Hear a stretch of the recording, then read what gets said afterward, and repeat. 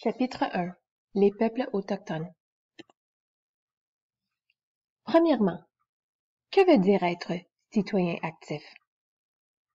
Cela peut dire que vous votez, vous participez dans votre communauté, vous faites du bénévolat. Premièrement, nous sommes tous des citoyens ou des citoyennes canadiens. Pour être un citoyen, tu dois faire deux choses. Premièrement, tu dois comprendre ce qui se passe dans ta communauté et deuxièmement, tu dois travailler pour un but commun. Concept clé, la culture. Mode de vie ou façon d'être qu'un groupe de personnes a en commun. Chaque culture est différente. Société pluraliste. Une société pluraliste, c'est une société qui comprend plusieurs langues, cultures et religions qui existent ensemble paisiblement. Cette définition, elle est très importante. Vous devez savoir qu'est-ce que ça veut dire. Société pluraliste, c'est en jaune. Maintenant, nous allons parler des Autochtones. Il y a plusieurs groupes d'Autochtones dans l'Amérique du Nord. Ces groupes forment une société pluraliste. Chaque groupe est unique. Nous allons parler des Micmacs, des Haudenosaunee et des Anishinabes. Les Autochtones ont habité ce territoire en premier. Ils occupaient toutes les régions du Canada et ont développé un lien avec le monde naturel. Ah, c'est en jaune, ça veut dire que c'est important. Les Autochtones transmettent leurs croyances d'une génération à l'autre en parlant. Cela veut dire qu'ils utilisent une culture orale. Qu'est-ce qui vous importe le plus? Vous pouvez valoriser des bonnes notes, de l'argent, votre famille, l'environnement ou votre école. Leur valeur comprend le lien au monde naturel, la sagesse des aînés dans leur communauté, le monde spirituel et l'harmonie et l'équilibre entre la terre et les peuples. Ces valeurs font-elles partie de la société canadienne d'aujourd'hui? Bonne question.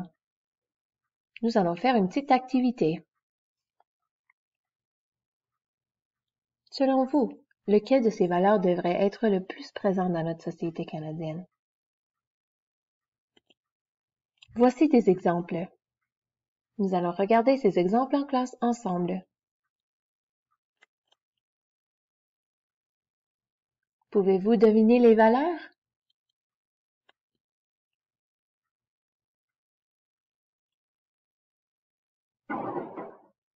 Pause journal. Quel rôle jouent vos grands-parents dans votre vie? Est-ce qu'ils sont importants?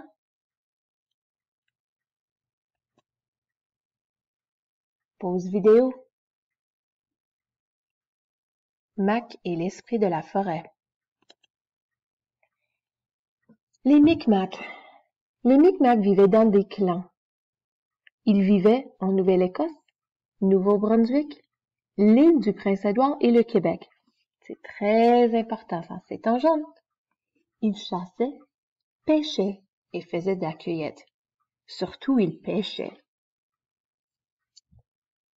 Ils croyaient que le Créateur était Kizulk et que tout est égal, les humains et la terre. Ils croyaient aussi dans notre mère la terre.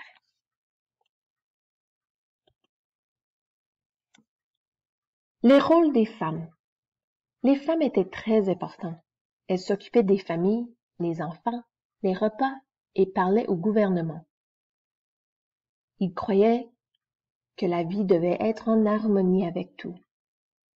Le territoire de Micmac comportait 7 districts, avec un grand chef et un conseil qui pouvaient déclarer la guerre ou la paix. Les chefs Micmac donnaient pas d'ordre.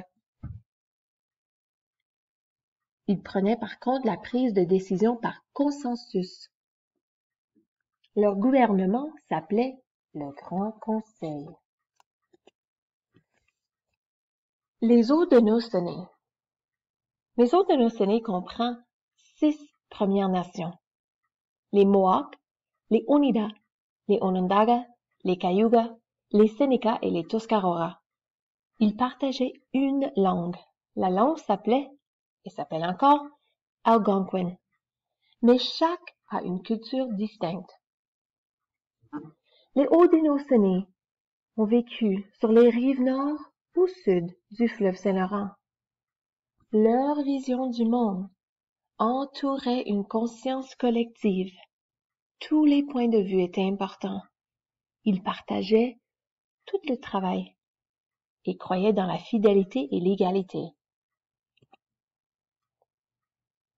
Les Haudenosaunee chassaient et pêchaient comme les Mi'kmaq. Mais ils cultivaient le maïs, les haricots et la courge. Ces trois aliments s'appelaient les trois sœurs. C'est important, c'est en jaune. Ils cultivaient aussi le tabac, le concombre, les melons, les pommes de terre et d'autres aliments. Tout le monde recevait sa part parce que tout le monde partageait le travail. Dans la société des Haudenosaunee, les femmes étaient très importantes et avaient beaucoup de pouvoir. Cela veut dire que c'était une société matriarcale.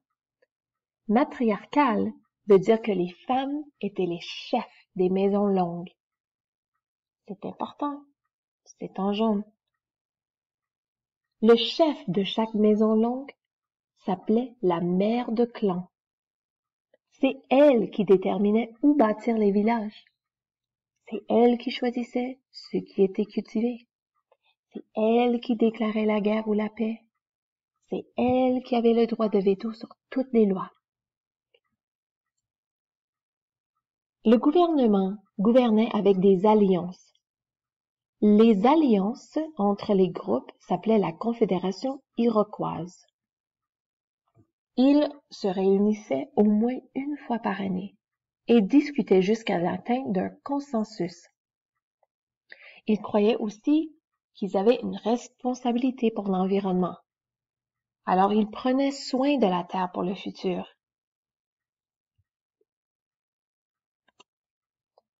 Les Anishinabes.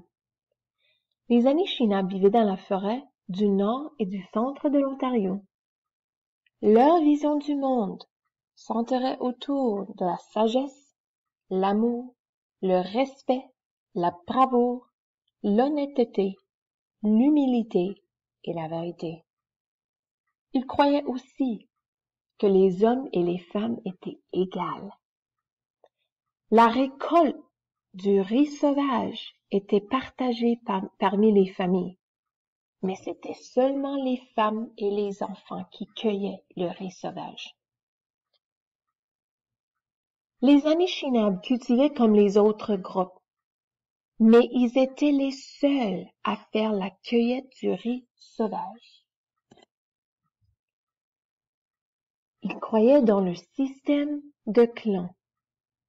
Dans le système de clans, il y avait un clan de oiseaux qui était responsable pour le bien-être de la communauté. Le clan cerf, responsable pour la construction et l'entretien des maisons. Le clan ours, responsable pour la sécurité. La grue, responsable pour le gouvernement. Clan poisson, responsable de l'éducation et la résolution des conflits. Et le martre, responsable pour la chasse, la cueillette et la guerre.